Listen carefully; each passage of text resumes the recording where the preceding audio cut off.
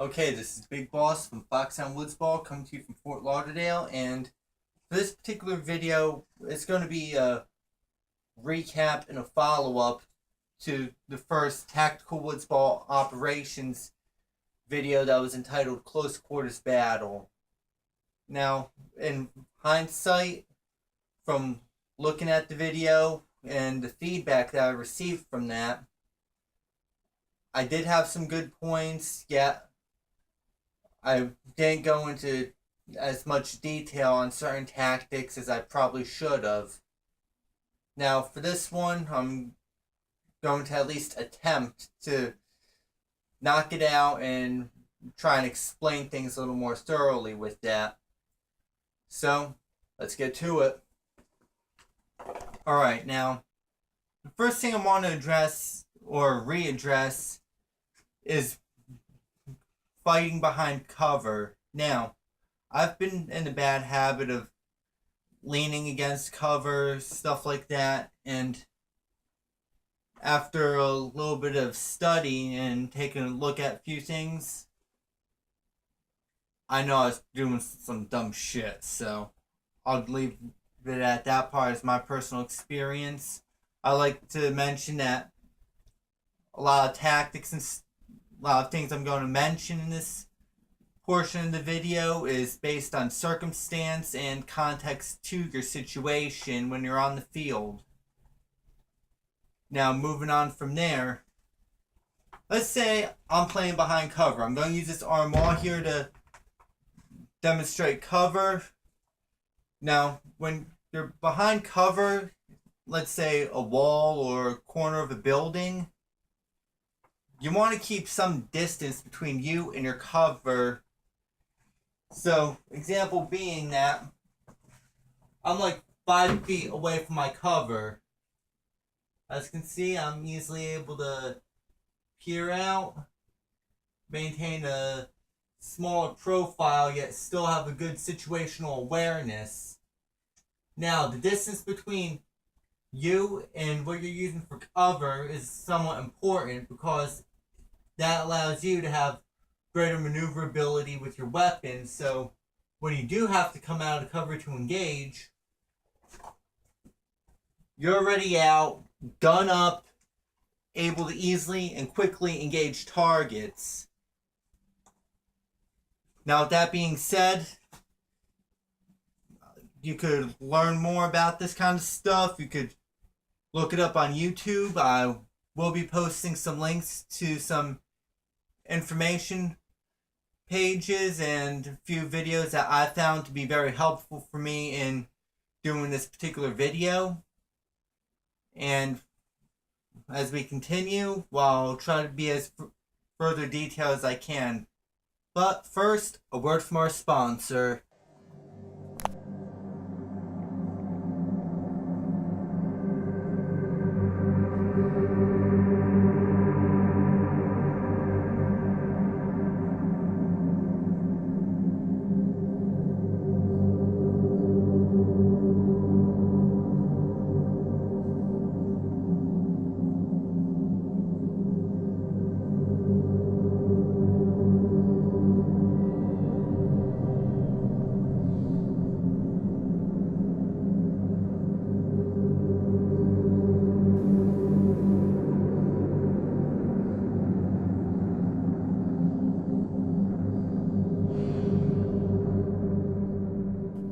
Okay, now, this particular portion about having a gun in a different firing position, such as low ready.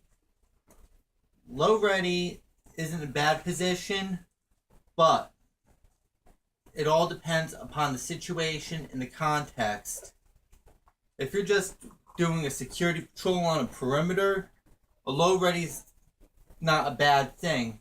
But if you're doing any type of patrol into an area, or let's say, for argument's sake, you've got a bunch of guys behind you, 4 to 6. Now, the way that's set up is that the point man will have their gun up and they're sweeping left to right as they move through a area that could have potential ambush or potential contact. The guy behind you, number 2 man, will have his gun oriented to the left, also sweeping his field of vision and fire, so that way there's nothing on the flank. Number 3rd guy, weapon position toward the right. Same thing. So on and so forth. With the guy in the rear, he's walking behind, make sure that he takes care of what he has to do, often turning around to check the formation, make sure nobody's following from behind.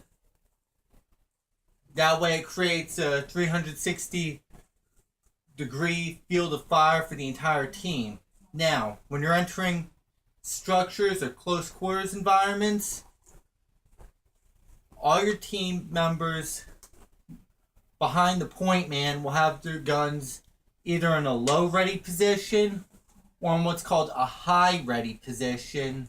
So that way you can just flip up, get your gun on target, and take it out. But it's usually the point man that will engage the target first. So the point man's weapon has to be up at all times when moving through a room or any type of structure.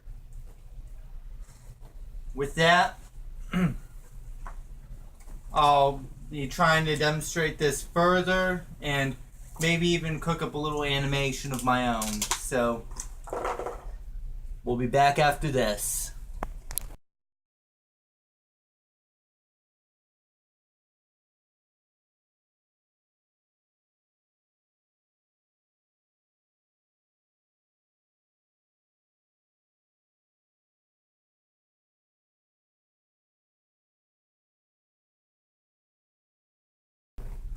Alright, now, next little segment of this video is what's called slicing the pie. This is a textbook military tactic that's been used effectively for urban and close quarters combat situations. Now, cardinal rule here is you want to maintain some distance between you and that doorway or window or that particular corner, so that way you're able to jump back behind cover if you need it. The trick is, for slicing the pie, it's all about angles.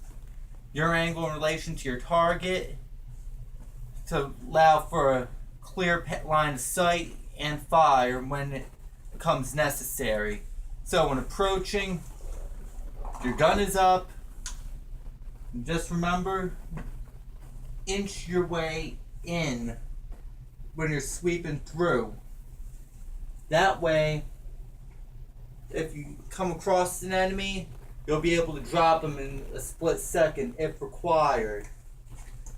Now, at that last part, it was hard for me to do because I am a left-handed shooter. So, this is where my personal setup comes into play because it works for me for these type of situations. I can pull my stock in. Stock was an airsoft version of the Colt SCW stock, and the special end cap for the X7 was made by Gibbs Paintball. Links will be available in the description to this video. Now, with the stock folded on my gun and the slack I have in my sling, it allows me to whip my gun around and gives me more freedom of movement as opposed to having the stock unfolded and deployed. So we can run that again, this time with the stock folded. I can easily clear the corner, inch my way around, and also move my gun over toward my right shoulder, still keeping my eyes in my sight and keeping what's ever there in my sight. As I egress through the area, I can clear the corner out with no problem. But if you're running, like, let's say, for the sake of argument, you're running pistol primary, the same thing can be accomplished with the pistol as well. So as you can see, inch in, you want to make sure you're taking it nice and slow. That way you could observe everything and make sure that you have a good angle on any potential targets. Because the pistol is small and maneuverable, it makes slicing a pie pretty good, unless you have to lay down a massive volume of suppression fire. Now corners cleared, egress on, and move on. Alright, now that's pretty much the gist of slicing the pie. I'll show you probably a better video on that. Link will be in the description to this video. And let's move on to something a little more gear oriented. We'll be right back.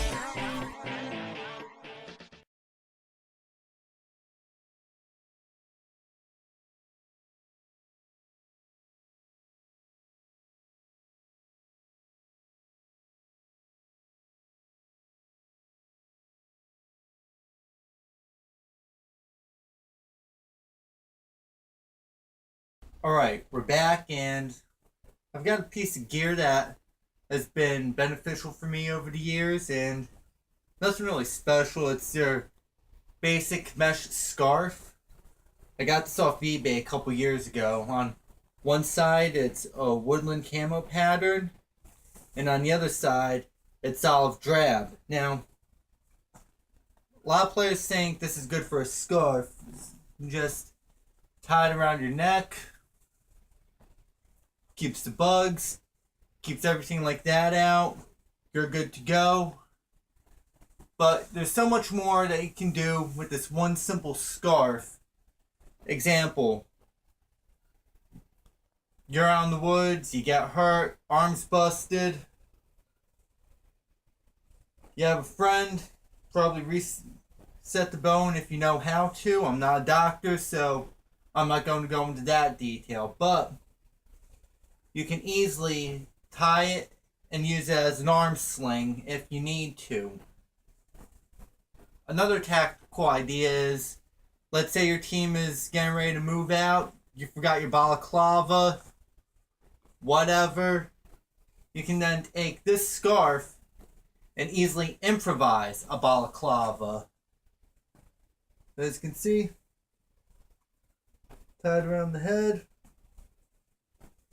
This is also the same principle as they do with the shamag, a traditional Middle Eastern headdress. As you can see, you can tie it around the face.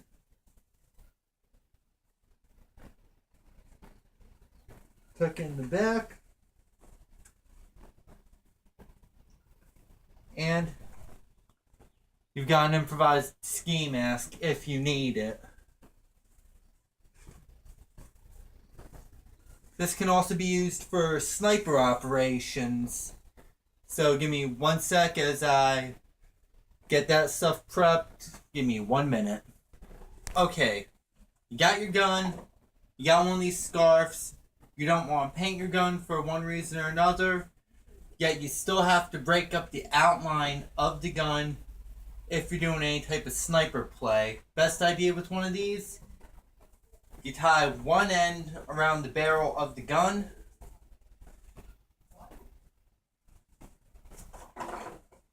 And then you proceed to wrap the scarf around your gun. And just make sure that when you're doing this, that the way you tie the scarf does not interfere with your ability to use your optics, your sights, change your magazines, or interfere with the function of the gun. Now, as you can see,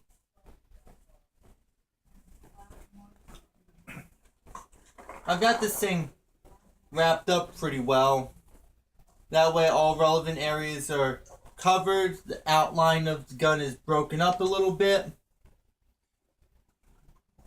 But you can still find more advanced versions of this. I will be posting links to those in the description of this video. Now, moving on from that, for paintball players, we all probably have been in situations where the glare from the sunlight or any type of light reflecting off the mask was a dead giveaway for those that are playing the role of the sniper. So, got your mask on. Good way for this is when you're wrapping up your face for concealment purposes, you're also able to take this mesh and just place it over the lens of your mask, so that way you can still see out of it, but because of the fine mesh and everything, it will definitely not catch or reflect any sunlight or any other light source that could reflect off your lens. That's pretty key as far as maintaining your stealth and minimizing your chances of being discovered on the field and shot up. So, that's pretty much it for what I have to cover. You could catch the videos that I've looked at in the description to this video and a written version of this at Outer Heaven Paintball at blogspot.com. This is Big Boss. I'm out of here.